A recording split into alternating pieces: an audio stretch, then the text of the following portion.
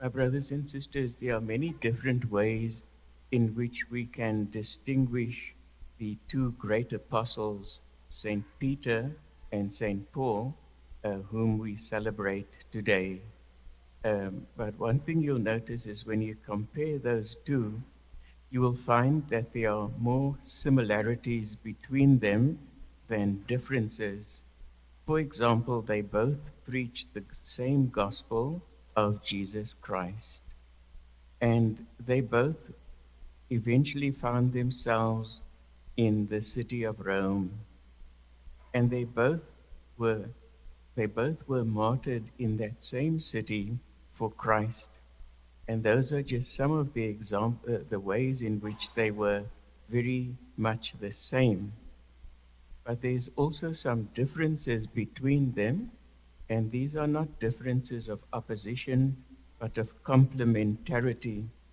So, what we notice in the scriptures in the New Testament is that St. Peter was the one who taught the Jews about Jesus. And so St. Peter is the one who kept the continuity between the Old Testament and the New. And Peter was the authority who made sure that we believe the same things that Jesus taught. And that was his authority, and that authority has been passed down to all the popes, one after the other, through the ages. They have the authority to do that. But Paul was different in this, that Paul preached the gospel to other people, uh, not so much the Jews, but what they call the Gentiles, the different nations of the world. And Paul brought the gospel to them. Now, many people feel that this is a complete difference, but that is not true. It is a major difference, as mostly that's how they're different. But you will notice too that Peter also, at certain times, he spoke to Gentiles, to non Jews. For example, when he visited the house of Cornelius under divine inspiration, and he preached the gospel to this Gentile. And at the same time, we also know that when Paul went to different towns, he first spoke to the Jews. And, uh, and there was one occasion where the Jews clearly rejected what he had to say. And he said, well, now I'll have to go to the Gentiles and bring the gospel to them. And so both of them, even though Peter was like the apostle to the Jewish tradition, and Paul was the apostle to the non-Jewish, the Gentile tradition, but they both interchanged their works at times. However, if we look at this main difference, that Paul went to new nations and Peter went to the nations that had been already there since the time of Abraham and had received the messages of God. When we look at that difference, we can see that that difference still exists in the church today, because there are some forces in the church that are especially centered in the Pope and the bishops of all the ages, and their work is to maintain the continuity of the faith. And that's what we mean by apostolicity, that the faith has to go back to the time of the apostles and it has to be the same faith. And so that is what the Pope and the bishops have to see to. But then there's also others, and some of them are bishops, and some of them are priests, some of them are lay people, theologians. Their work is to present the same gospel in different cultures, to different nations, in different languages. And so what they do is they see to the development side of our faith. Through them, the faith develops over the centuries, and we come to understand it in new and different ways, and also through the thought patterns and languages of different cultures. And that's what we have still to this very day, the forces of continuity and of development, the forces of diversity, which is development, and the forces of identity, which is continuity. And just like we have to have both Peter and Paul, like God gave us both of those apostles, so we have to maintain those two forces of identity and diversity, of the continuity and the development of the traditional and the original. And we got to keep those two together. And one of the big problems that we have always had in the church, but today we have it in a bigger way, is that there are many people who try to oppose those two forces. And so, just like you have in the political world, they introduce those forces into the church. And you'll get some Catholics who will say, "Oh, I am, I'm a traditional Catholic. I'm a conservative Catholic." And some of them will say, "Oh, I'm a progressive Catholic." And some people will say, "Oh, what is pre-Vatican II? That's old-fashioned. We don't have to follow that anymore. That's old, and we go for the new." And some people say, whatever is new is not true. And I'm going to stick to what I had in the past. And that's what we got today still in the church, is that we have these um, unthinking oppositions and conflicts between the old and the new, between continuity and development. Now, when you look at St. Peter and Paul, you see a very interesting thing, that when Paul preached the gospel, he got that directly from Jesus. And he went to all these new nations, different cultures, and he preached the same gospel in the different cultures.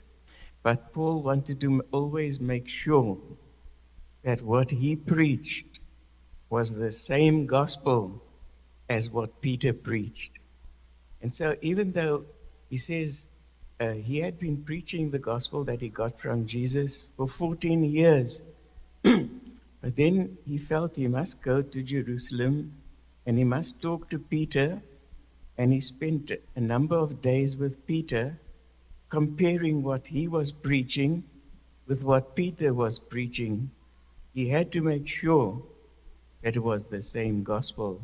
And in that way, Paul, this innovator, this innovative original thinker, he submitted what he produced, what he taught, what he preached. He submitted that to the authority of Peter. And Peter, in his turn, he would listen to what Paul had to say. And many times Paul was thinking way, way ahead of Peter. And he left Peter struggling behind. But once Peter started to understand what Paul is saying, then Peter said, yes, what Paul is saying is right. And he used his authority to confirm what Paul was saying. And so you see, my brothers and sisters, those two, they were always in communion with one another. And this is what we have to have in the church. When we look at something new, then we are looking at you can say, the Paul aspect of things, the development aspect, the originality aspect. When we look at something new, we must make sure always that it's the same thing that our parents taught us and that our grandparents taught them. There's got to be continuity in newness. And when we say, I've got to stick to the faith of our fathers, we must make sure that it doesn't conflict with genuine new developments in the church. And so it is my belief that it's not Catholic to make myself either a conservative believer or a progressive believer. That belongs to the world of politics. and there's conflict out there. What we all have to do is that we must all aim towards the same gospel. And in that way, if it is new, it will still be old. And if it's old, it will still be something that can show itself in new forms. And so, what I encourage people to do is not to be a conservative Catholic or a progressive Catholic, but to aim at orthodoxy. Orthodoxy means right belief. And where do you find orthodoxy? Is in the gospel of Christ. And so if something new fits with that gospel, it's safe to follow it. But if it contradicts that gospel, you cannot follow it. It can't be true. And this is how we need to go forward. And, that is a good guide for you and me because we live in confusing times. We live in times when you can get a priest that is contradicting priest and bishop contradicting bishop. And that's not a good thing. And then how do we find ourselves? Where do we position ourselves in the midst of such conflict and often confusion? Where do you position yourself? You say to yourself, what my parents taught me, what the church taught me in the past, what we have believed over 2,000 years, I will continue to believe. And we make sure that if we believe something new, it is still consistent with what we believed in the past. And so the ideal is always to join continuity and development, to join the diversity of development with the identity of continuity, and to keep the original and the traditional together. We ask God to guide us like that. It is my sincere belief that it can be done if we submit ourselves to the same gospel, regardless of what our theology may be. But if, like Peter and Paul, we both submit to the same gospel, it can be done. And we will be amazed to see how the same gospel can be heard in many different languages and many different cultures and still be the same. It will be a Pentecost experience because when the apostles, when they preached the gospel in the Aramaic of the time, nevertheless, the Greeks understood it in their language, and the, the Jews understood it in their language, and the people from the different places of the Middle East, they all understood the same gospel in their own language.